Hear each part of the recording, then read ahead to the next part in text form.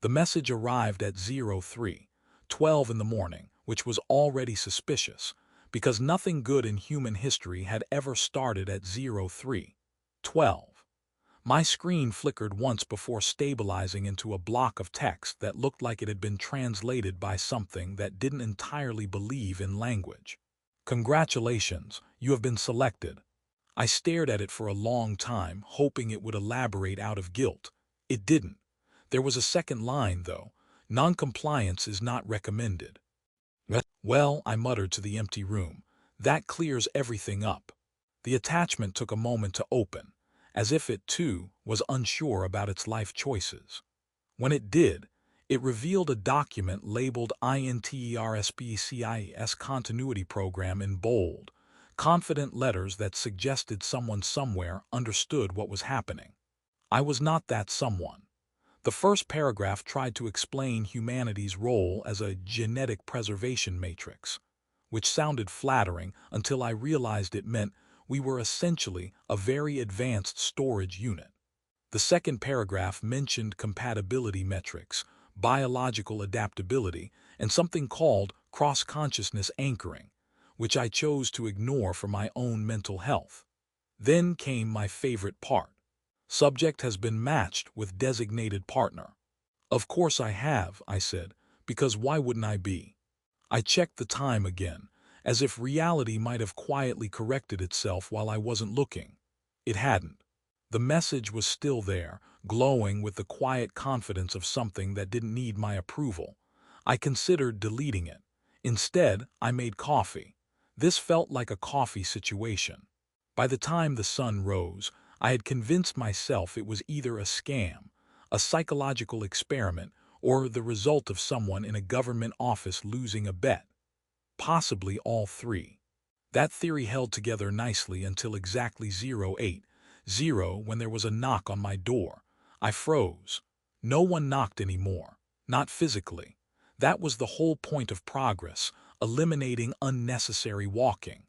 The knock came again. Calm, even.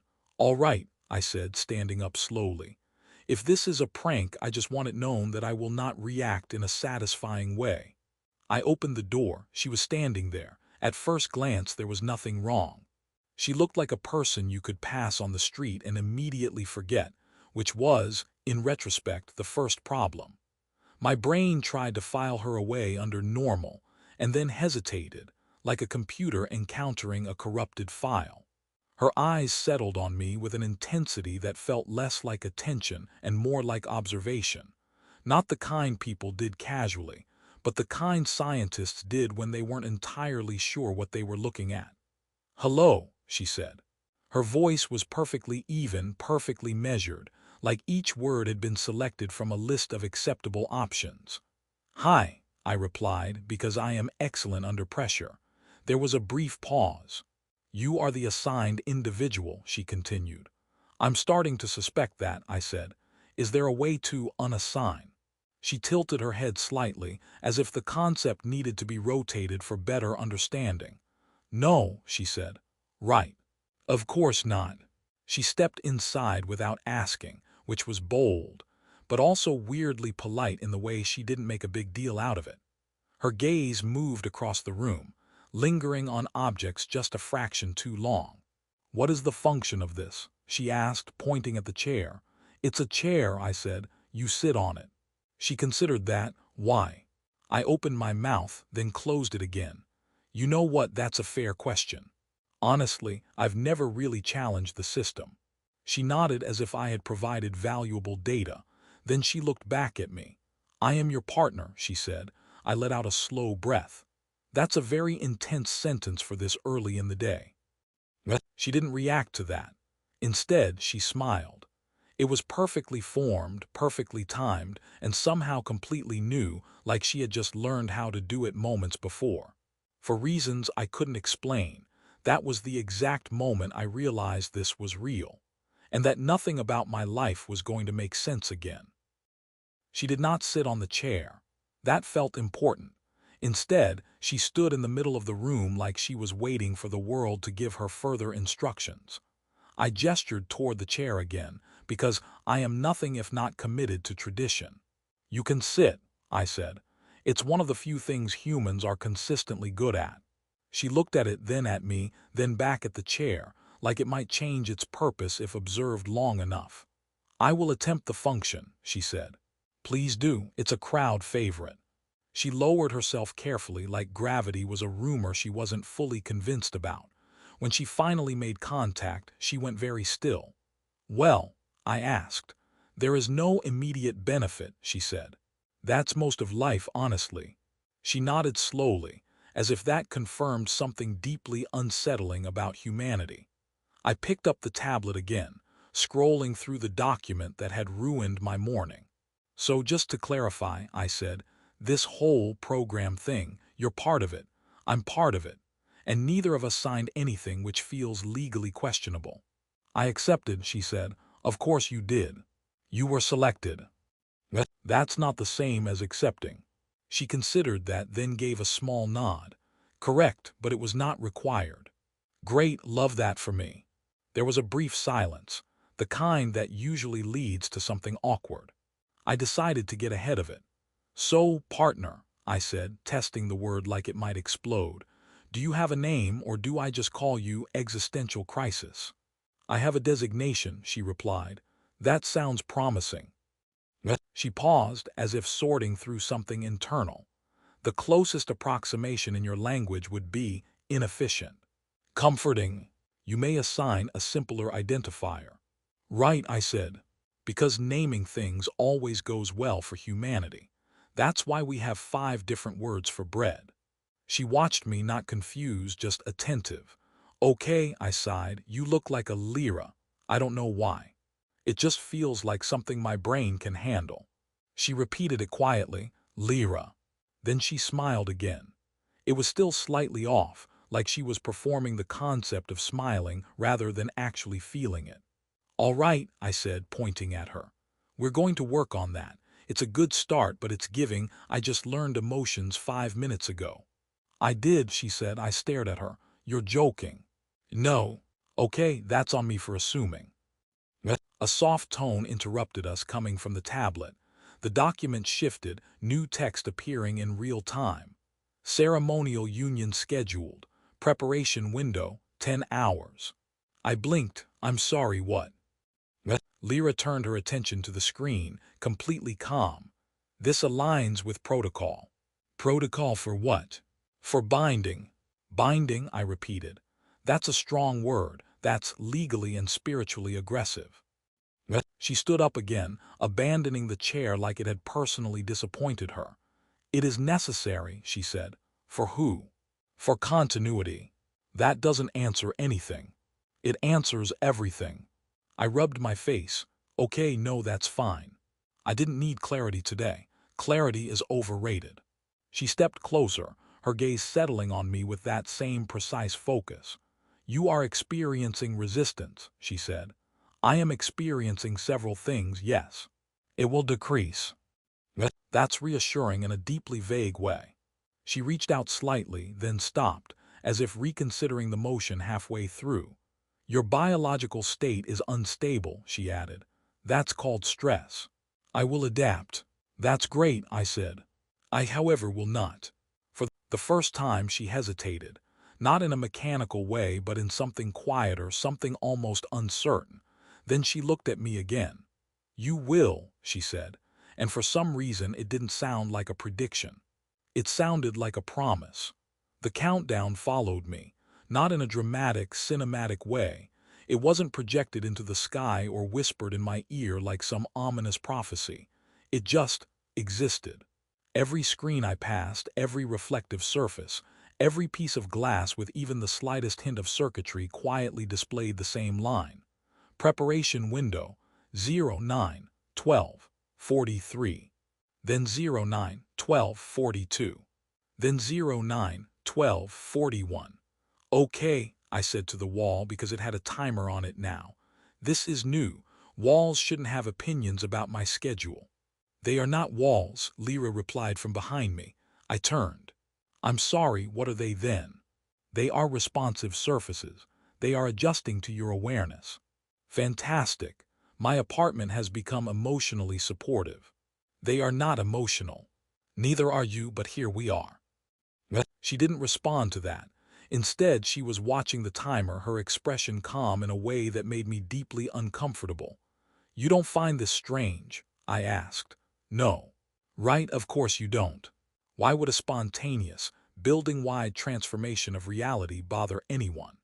It is not spontaneous, she said. It is synchronized. That is somehow worse. I walked past her, grabbing my jacket out of habit more than necessity. I need air, I muttered, or at least a version of air that isn't counting down to something. You will not find a difference, she said. I'm still going to try. The hallway outside looked normal. That lasted about 3 seconds. Preparation window, 09092. It was on the elevator panel, the floor indicators, someone's smartwatch. Even the polished metal railing had decided to participate. A neighbor stepped out of their apartment, glanced at me, then continued walking like nothing was happening. Hey, I called after them. Do you see that? They paused. See what? I pointed at the timer, directly above their head. You're doing a bit right, they said. It's early. No, I'm not doing a bit. There's a very aggressive clock everywhere. They stared at me for a moment, then shrugged. You should get more sleep. Great advice, I said.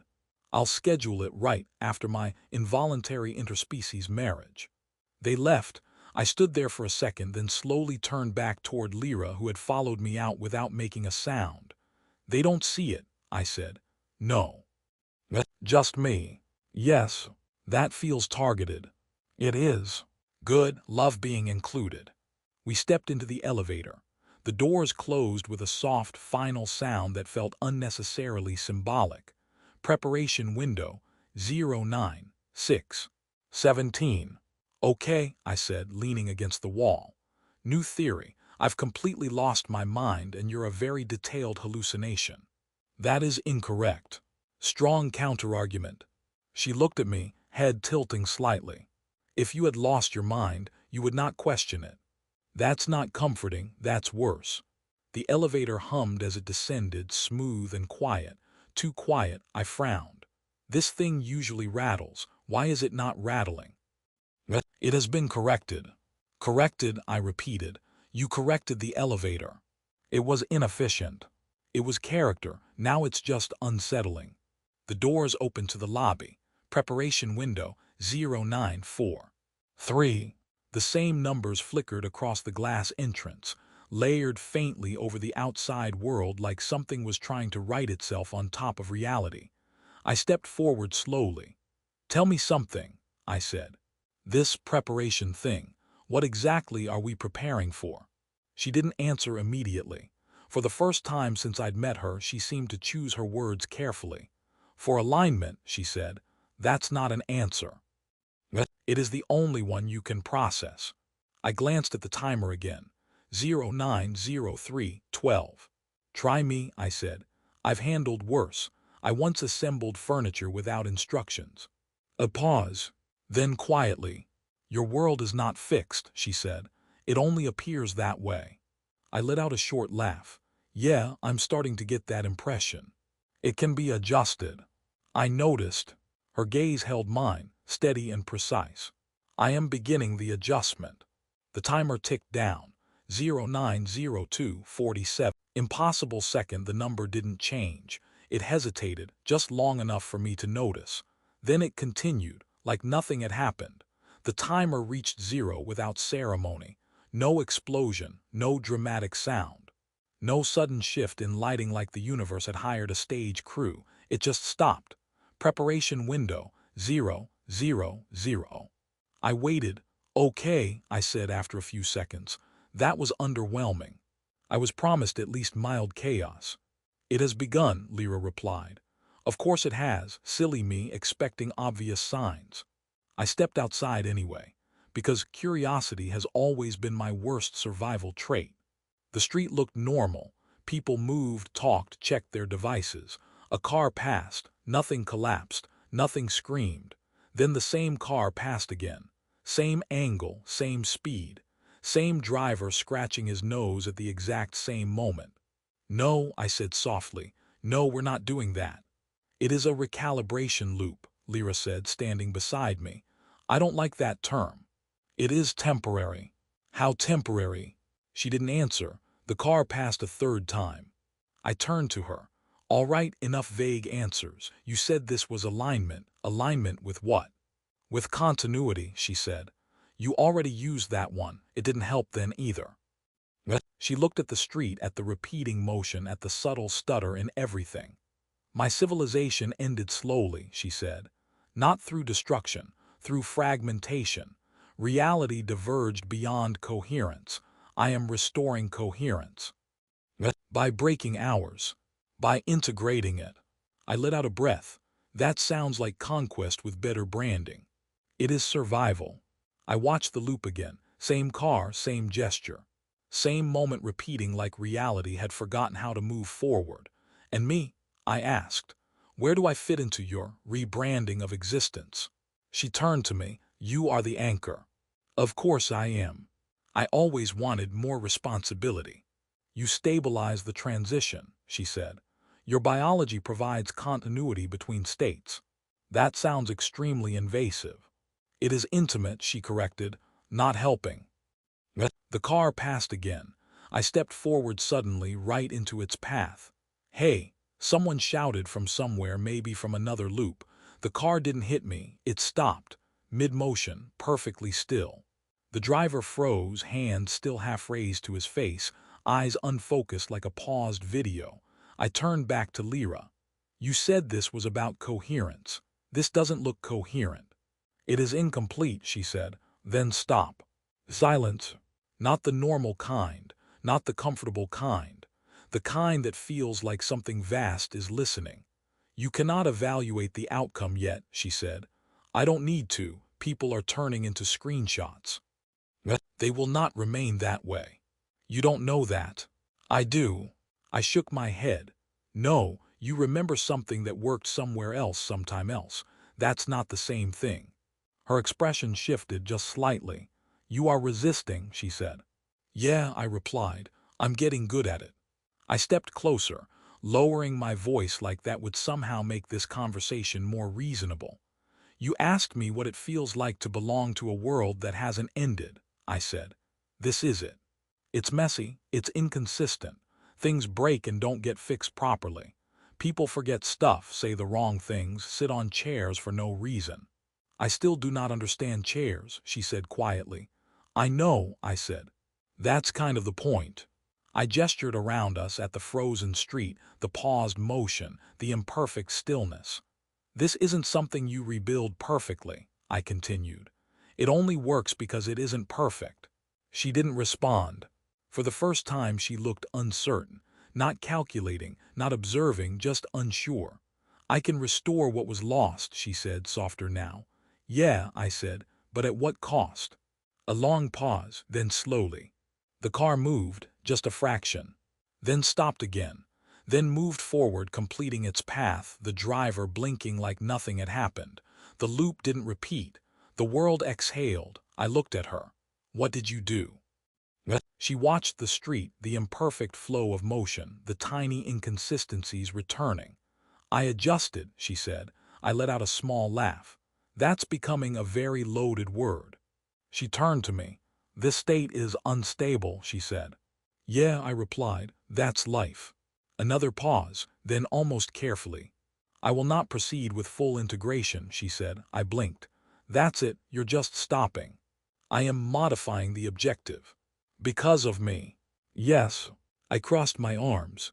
I knew I was influential. That was humor, she said. It was. I am improving. You are, I admitted. We stood there for a moment, the world continuing around us in its uneven, unpredictable way. No timers, no loops. Just movement. So, I said finally, what happens now? She looked at me, that same precise gaze, but softer somehow. The bond remains, she said. I remain. Right, the marriage thing. Yes. I sighed, okay. That's still a lot to process. It will decrease, she said. I smiled slightly. You're getting better at saying that. I am adapting. Yeah, I said. Me too. She tilted her head, studying me again. But this time, it didn't feel like an experiment. It felt like recognition. And for the first time since this all started, the world didn't feel like it was about to end. It just felt uncertain, which I realized was probably the best outcome I was going to get. We've reached the end of another story. Don't forget to follow and turn on notifications. Goodbye.